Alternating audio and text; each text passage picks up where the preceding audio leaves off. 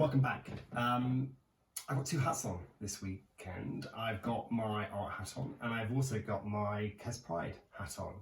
KES Pride is a group that meets every Thursday to celebrate basically the LGBTQ community. It's quite a lot of letters there. If you are interested, go along to the VLE page and there is a section for KES Pride and the information about the LGBT group is in there.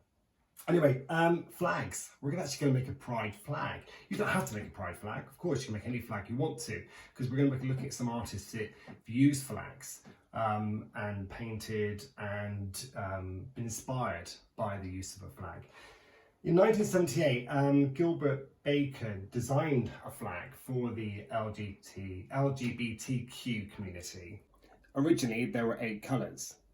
And each colour represented a different form of life, basically. So I'm going to be using strips of colour, basically. Now you can create those strips of colour in any way you want to. What I've done here is I've just used some pencil crayon and I've used some paint. And I'm going to talk to you about that in a second.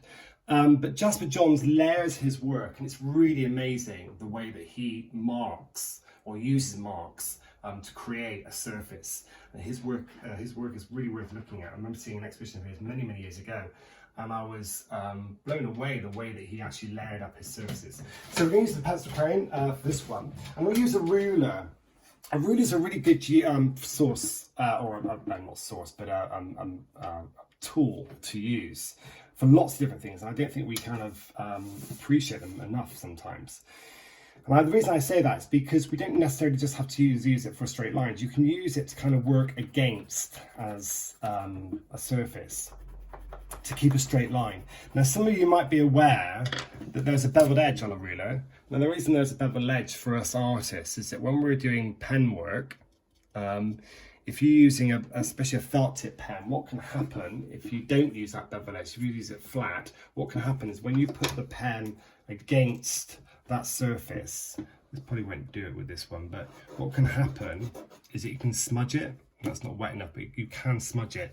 So when we use a pen, what I always advise, you have the beveled edge, then the ink doesn't touch the surface, so it doesn't actually drag the ink across and smudge.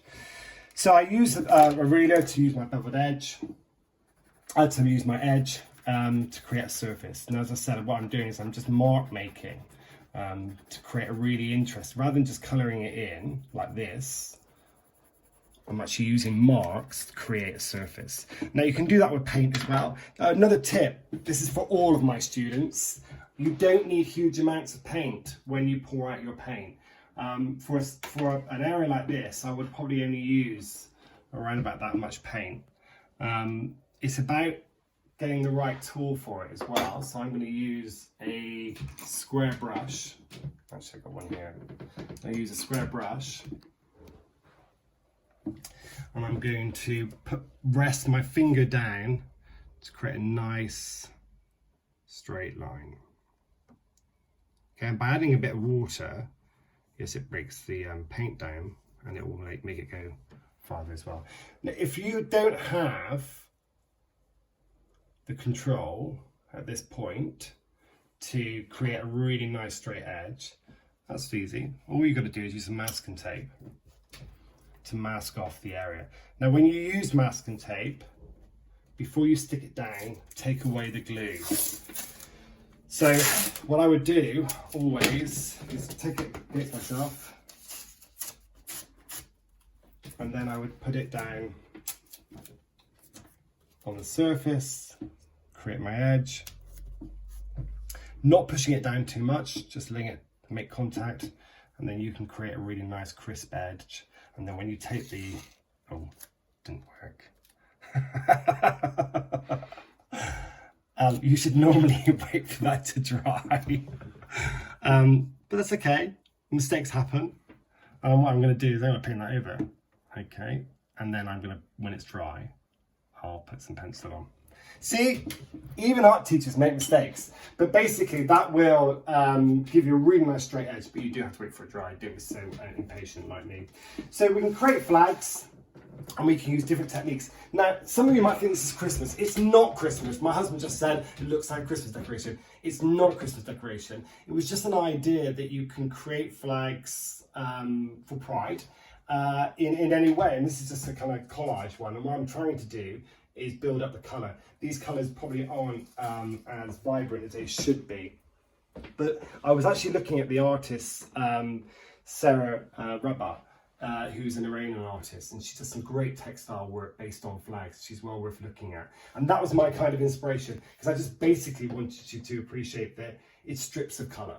And it's strips of colour that basically was invented to proclaim its own idea of power and its community. So there is a little bit of confusing going on at the moment with the Pride flag.